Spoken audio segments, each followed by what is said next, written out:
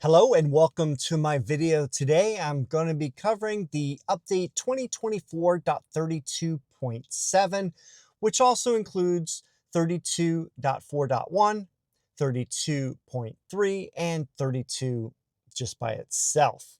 In case there are any other updates, for example, if there's a 0.8 or 0.9, this will also most likely have everything in those too. If you remember, my last update on the software was back in August, and that covered the 2024.26 version. Today, I have the new update, and as you can see on my screen, I have the release notes up. And for 32.7, it shows minor fixes. So I'm guessing those were slight changes and updates from the previous ones that occurred. I didn't get any of these other ones. I went straight from 26 to 32. So I'm just going to cover everything I've seen since my last update. The first one on the list is LiveOne, powered by Slacker Radio.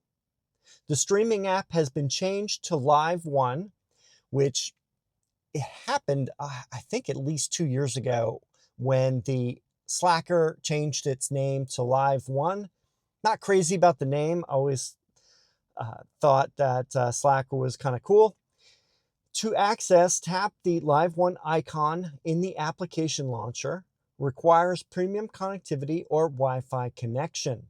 So if I go into the audio, so I'll pop that up right now, and I'll go into I'm just going to click radio for right now. If I click on the button up here, it gives you all the different options now. And if you notice, the first one now says LiveOne instead of just streaming music. And then it has all of your settings that you've had on here for favorites, top stations, DJ, genres, and account. So pretty normal, just a change of the name. So not really that big of a deal. All right, I'm back into the release notes. We have 32.3 minor fixes. Nothing really to talk about there. Then we have the bulk of the stuff is in 32. For example, if I click on construction on your route, navigation now shows relevant construction zones along your route. To see this information, you must have navigation online routing turned on, and this requires premium connectivity. I'm not going to show this right now because I don't happen to have an example of my route that would show construction on it. So it's probably just going to be something normal that you'd see if you have your navigation set and you do have construction. It'll have a little icon noting it. It's nice. Next, we have predictive text for navigation searches.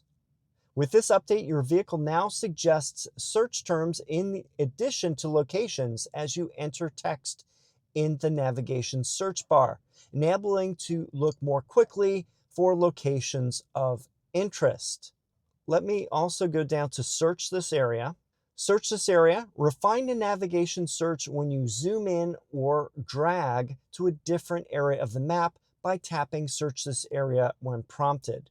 Let me go over both of those right now. If I go back into the main screen, go into the navigation. If I type something into the navigation box, I can say, how about lunch? And then lunch seat nearby locations.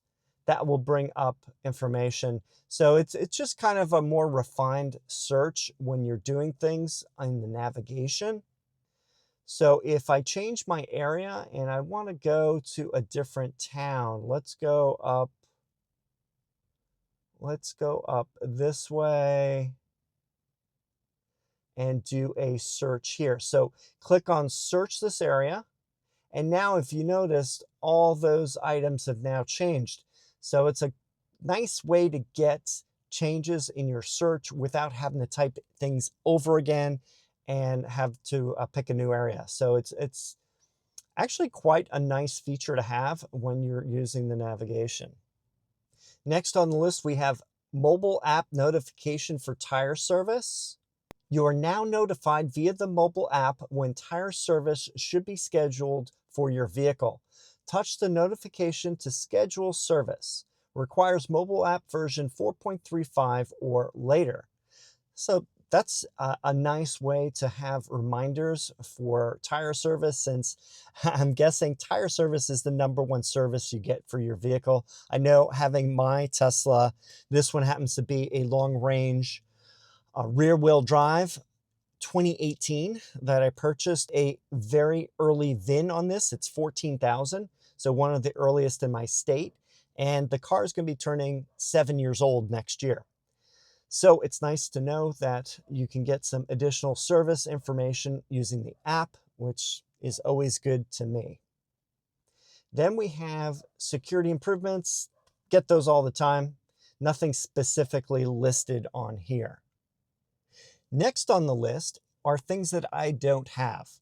I have regular autopilot on my car. I don't have FSD or full self-driving, and I don't have enhanced autopilot. So the first undocumented change is auto park shift change. When using auto park, the vehicle will now display a large arrow on top of the visualization if the car needs to shift gears. This makes it more obvious that the vehicle is switching directions so that you can continue to monitor the vehicle. Next, we have cancel lane change in autopilot. When using autopilot in the expanded visualization view, you'll now be able to dismiss a lane change. The display will now show the same lane change alert that's available when you're not in full screen. Expanded visualizations are only available outside of North America with the AMD Ryzen powered infotainment unit, MCU3. And the last thing I want to cover with this video is that with this update and onwards, Tesla has made a big change in how the vehicles handle power sockets. This change impacts every vehicle except Cybertruck, where you can already adjust how power sockets are handled on a case-by-case basis. This change to the power sockets means that the vehicles will have their 12-volt sockets and USB ports turned off while in Sentry mode. Previously, while the car was awake or Sentry mode was active, the 12-volt sockets in the rear of the vehicle would all remain powered. Now owners will no longer able to operate devices that rely on these ports once the vehicle falls asleep. This change renders some accessories almost useless, such as vehicle fridges or dash cams. Owners previously relied on Sentry mode coming on when their vehicle is parked, which kept the fridge in the vehicle's subtrunk powered. This change will also prevent owners from using Sentry mode to keep USB ports powered to charge laptops or other devices. Until further changes are made, owners will have to use camp mode to keep the 12-volt sockets and USB ports powered. However, camp mode leaves the vehicle unlocked, making it insecure and unsuitable for things like sub-trunk fridges. Maybe this will be updated in a future software version. We don't know. It would be nice to have an on-off switch for the 12-volt and USB devices for the vehicle, just to give owners the flexibility to use those devices how they see fit. So that's about it for today's update. A pretty simple update, not a whole lot of things on here.